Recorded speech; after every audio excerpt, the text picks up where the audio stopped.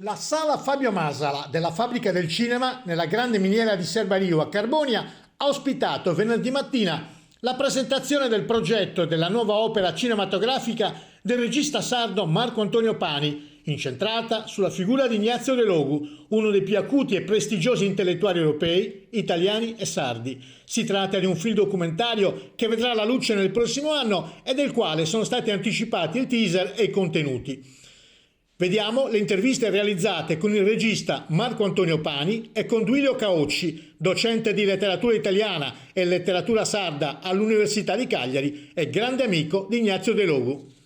Marco Antonio Pani, siamo alla Fabbrica del Cinema. Questa è un'occasione importante perché è veramente un punto non di arrivo ma di partenza per produrre opere di rilievo.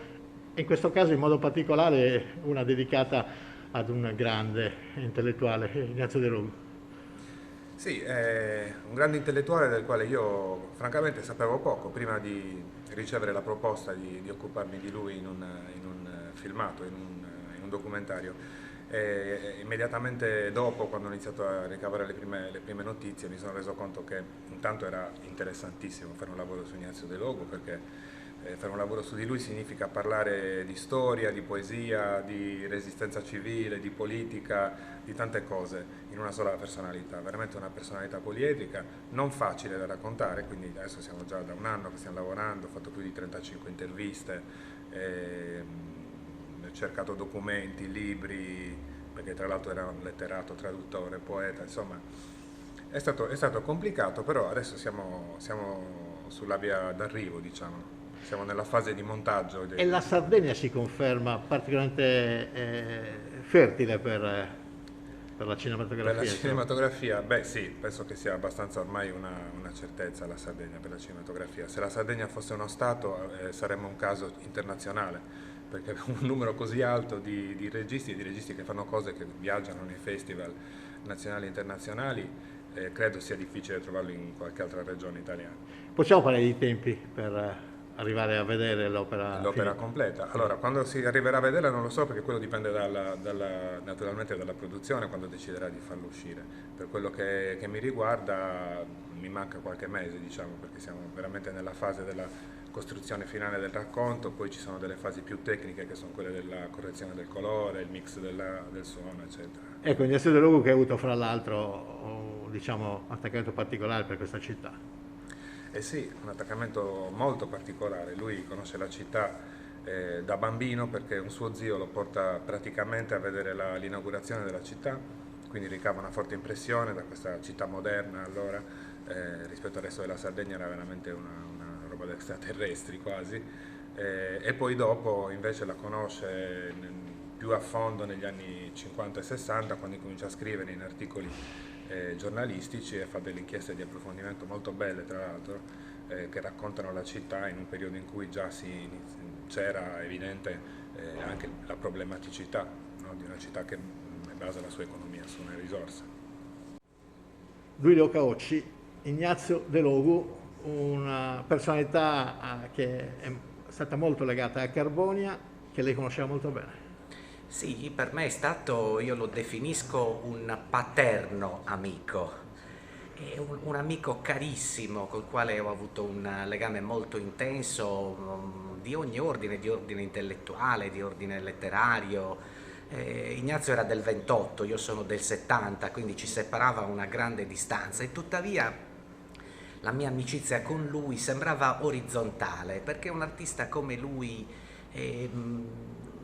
era rimasto bambino, diciamo così, anche quando era grande, quindi dotato di quello spirito curioso che noi attribuiamo normalmente ai bambini, uno spirito curioso però determinatissimo su questioni etiche e sulla funzione che doveva avere secondo lui e anche secondo me, allora giovanissimo, la letteratura, cioè la letteratura, in particolare la poesia, cioè quello di esprimersi sulla qualità della società e su valori estremamente importanti per la convivenza civile. Lui era un comunista, così si definiva, e quindi era mosso anche da un progetto di giustizia ben preciso che passava attraverso passaggi ben chiari, che che erano più grandi di lui, ai quali lui aderiva. Quando lui abbraccia la battaglia sulla lingua, lo fa in maniera eccezionale, lo fa già da poeta affermato in altre lingue, poeta affermato in italiano, anche già in catalano, aveva scritto Improbabile Viola. Quando abbraccia la questione della lingua la fa da comunista in maniera internazionalista, e cioè si mette a dialogare in sardo con le altre minorità del Mediterraneo, stringe i rapporti con i catalani e trascina anche noi, trascina il nostro gruppo, quello di Erbafoglio, del quale facevamo parte io, Antonello Zanda, Roberto Belli e vari altri amici e colleghi. Ci trascina anche noi a investire su questa questione di giustizia che interessava la lingua ma anche la cultura della Sardegna. Per lui era un ritorno, lui che era cresciuto in un paese che aveva conosciuto il mondo, per lui era un ritorno, per noi era l'inizio di una battaglia di giustizia che passava attraverso la lingua e la letteratura. Ecco, rivederlo in questo lavoro, in quest'opera, sarà un motivo di particolare emozione per lei? Mi ha commosso perché le nostre telefonate sono continuate sino ai suoi ultimi giorni, lui ormai era a Bari, e le nostre telefonate erano sempre nell'ordine della letteratura e della giustizia. E avevamo dei progetti insieme, dovevamo fare biografie di personaggi illustri della sardistica, della letteratura italiana, avevamo grandi progetti e mi ha commosso vederlo nel film di Marco Antonio Pani, nel teaser almeno per ciò che ho potuto vedere, mi ha commosso sentirlo recitare i suoi versi con quella voce calda, con quegli occhi belli, empatici e capaci di disegnare mondi con le parole, anche con la mimica facciale.